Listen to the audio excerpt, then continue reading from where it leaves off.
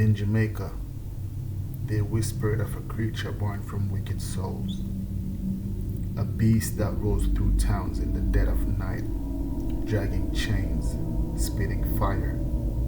They call it the rolling calf, and sometimes it's not just looking for sugar, sometimes it's looking for you. They always said the bamboo grove was alive at night. Old folks swore spirits lived in the rustling leaves. My granny told me more than once. Mind your stepchild, don't be walk on that road. But I was 25 and stubborn, working late at the rum factory in St. Mary Parish. My bus money was gone, and the only way home was the shortcut through the cane fields and bamboo grove. It was moonless, so dark the sky felt like a lid clamped shut over the island. No wind, no frogs, just that deep hush that makes you hear your own blood moving. Halfway through the grove, I smelled it. Rotten sugar, wet goat, burnt hair. Then came the sound, clank, scrape, clank, scrape, a chain dragging over stones. I froze, my breath clouding in the thick, humid air. At first, I told myself it was a goat, some stray animal rooting through cane trash.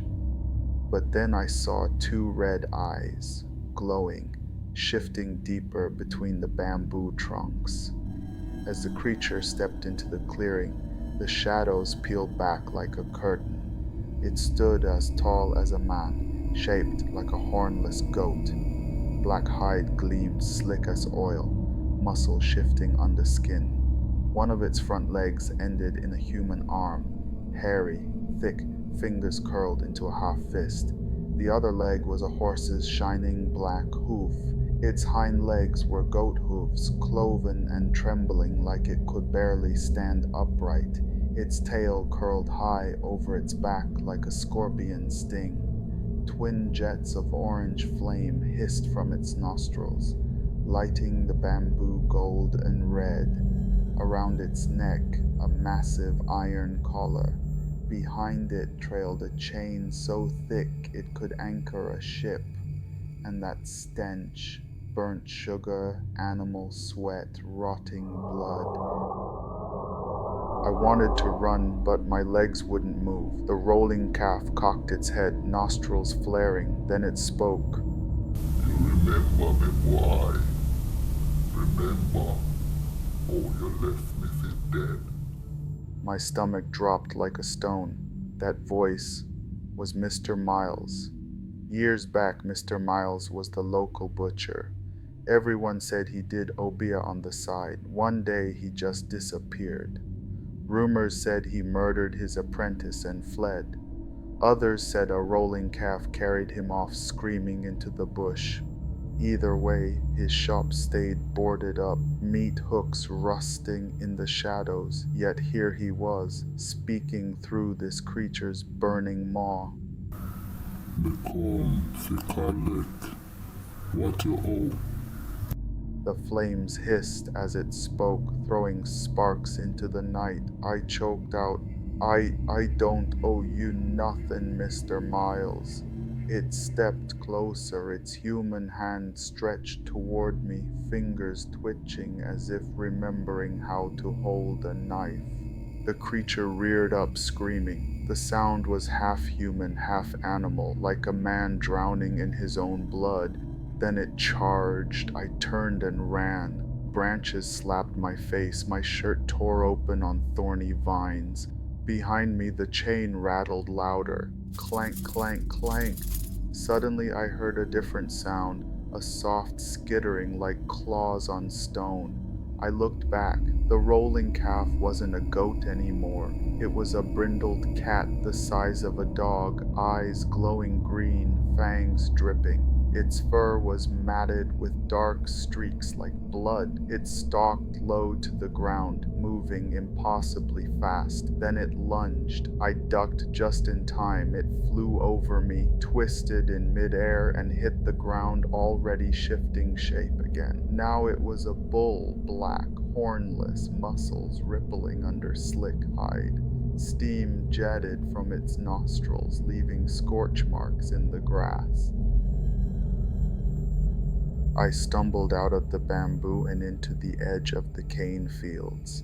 Ahead stood an old house half eaten by vines. My feet carried me there before my brain could argue.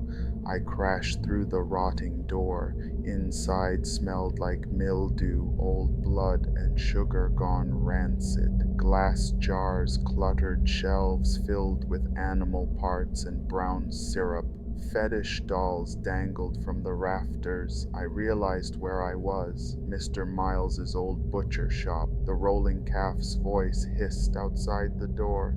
This is where you leave me for dead, remember? I never touched you, Mr. Miles, I swear. The chain rattled outside, circling the house. You lie, boy. You see them come for me and you turn your back. Granny's voice filled my head. If you cyan fight rolling calf, stick a knife in the ground. It's cyan cross it. Hands trembling, I yanked a rusty butcher knife off the wall and ran outside. I drove the blade into the earth, steel biting dirt.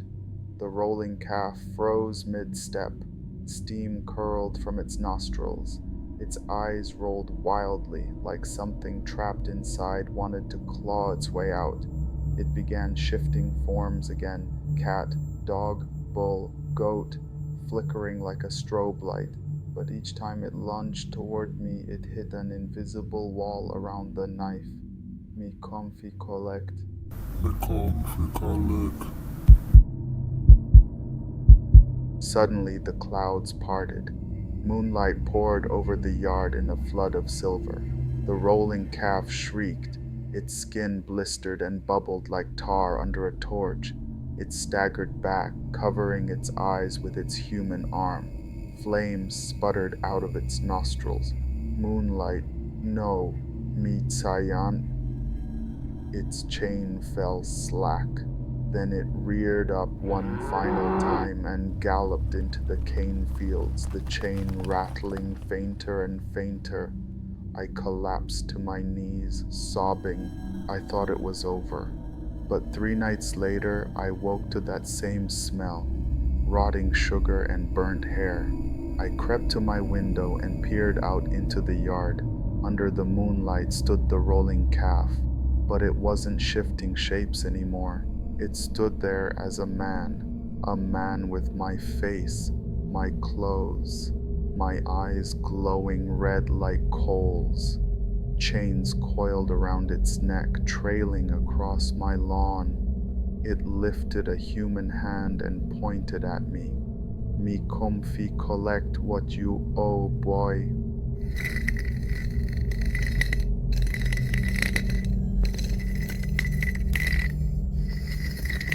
In the world of dark mist horrors, the darkness never truly sleeps. Share your own tales, or tell us what horrors you'd like to hear next.